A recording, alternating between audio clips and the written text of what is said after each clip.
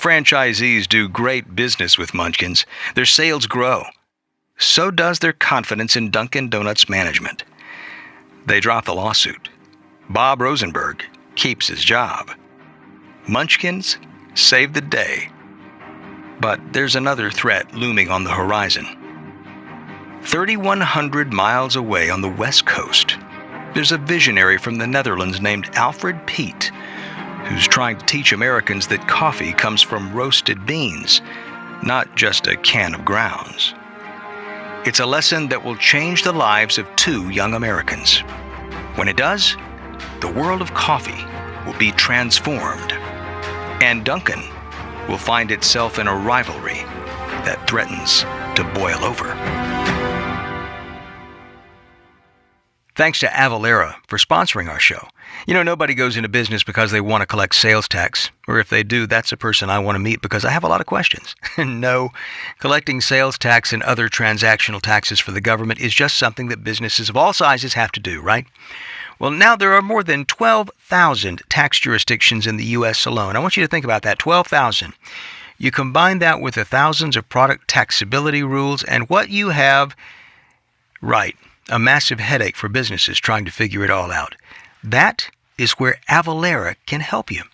Avalara is tax compliance done right. Their software automatically calculates the right amount of tax that should be charged for every product in every transaction, all in the blink of an eye. Plus, Avalara files all of the sales tax returns wherever and whenever they are due and manages the piles of documentation digitally.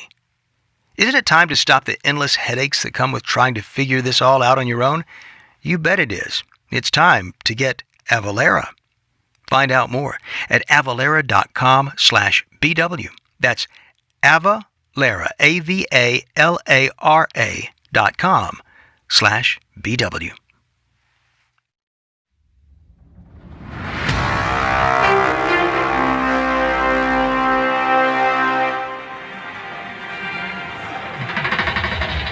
It's 1967, summertime in Berkeley, California.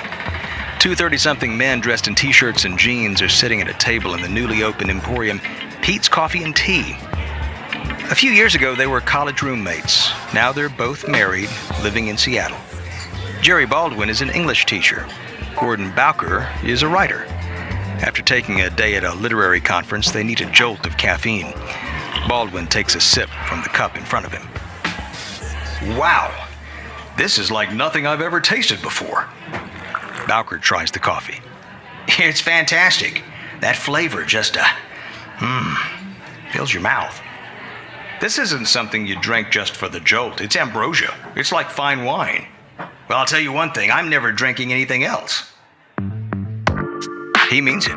From then on, Bowker and Baldwin have bags of Pete's beans shipped to their homes in Seattle. The more they drink it, the more they love it. They're curious about the shop's founder, Alfred Piet. Coffee is in Alfred Piet's DNA. His father was a Dutch trader, importing beans from Indonesia, East Africa, and the Caribbean. They arrange a meeting with him in Berkeley. Bowker and Baldwin sink into Pete's comfortable chairs in his small office. Pete is 47 and has a gentle manner and bright, piercing eyes. Pete senses he has an eager audience and tells them his story. In Amsterdam, as a young man, I worked for a coffee importer. I traveled to coffee plantations in Java and Sumatra. I learned about varieties of beans and what makes a great cup. When did you come to America? In 1955. The morning after I arrived in San Francisco, I went out for breakfast. I ordered a cup of coffee. It tasted like dishwater. I spit it out. I couldn't find good coffee anywhere. I asked myself, how is this possible in the world's richest country? So for the last 10 years, I've been importing good coffee beans to the States, and last year I opened my store.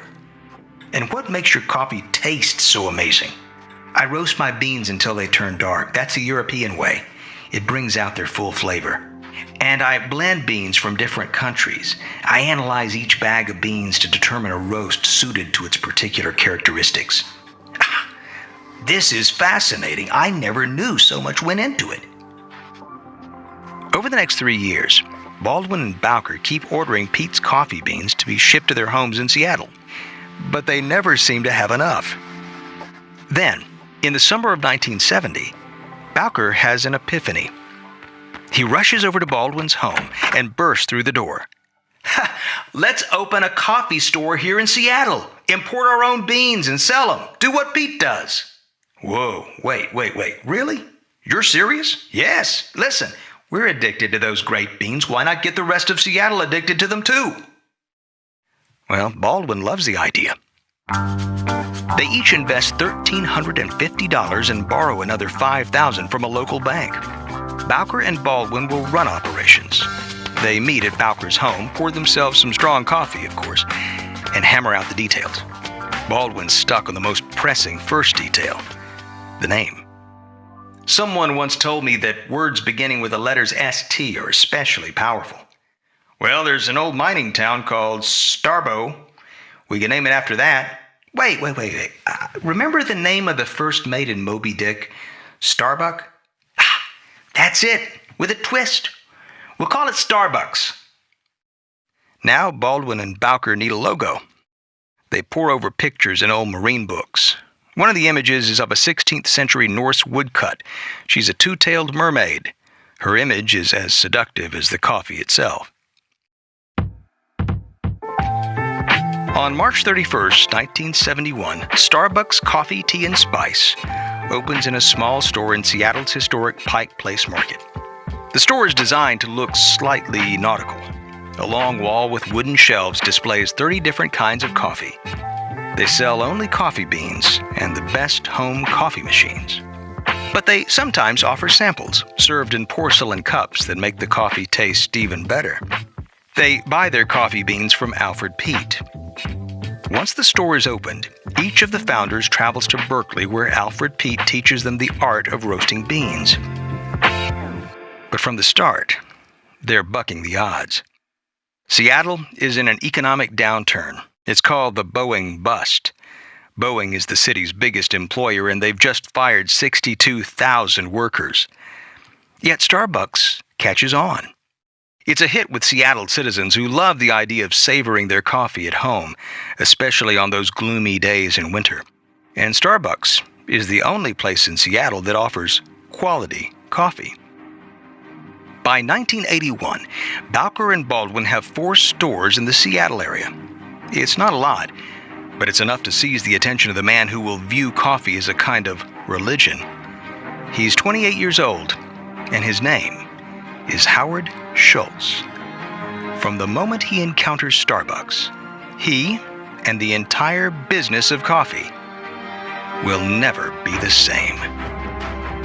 On the next episode, Dunkin' Donuts hits it out of the park with an overworked baker, and Howard Schultz's trip to Italy leaves him forever changed.